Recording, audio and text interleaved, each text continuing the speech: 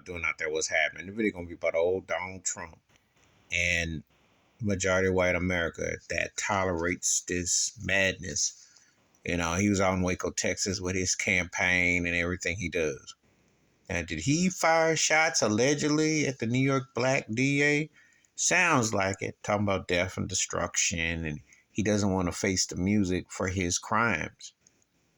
And I do hold majority white America accountable for that because he represents a lot of white folks who pampered, privileged, think everything revolves around them, don't share, in denial, the mental illness of racism, the mental illness of entitlement, and thinking that this is how it's supposed to be.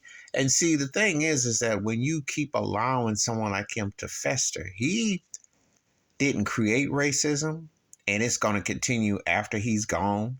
However, he was one of the few that brought things to the forefront of which we already knew was there.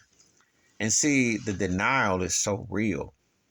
There is no character, there is no moral fiber, there is no standards, you know. Now, I'm going to go on and say this. I don't have political doggy in the race because they all suck, and to me, they both races. And until black people get reparations and get treated like American citizens, and you have to actually stop using code words against black people like woke, you have to stop institutionalized systematic racism. Until black people have ownership and have a real seat at the table here, then you're going to have this mayhem and this craziness that's been allowed.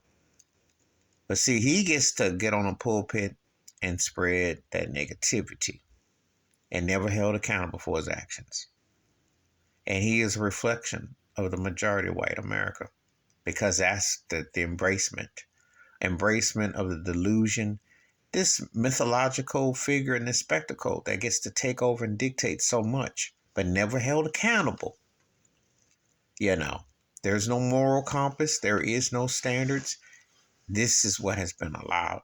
And it is like the sci-fi that has been a reality that came to life.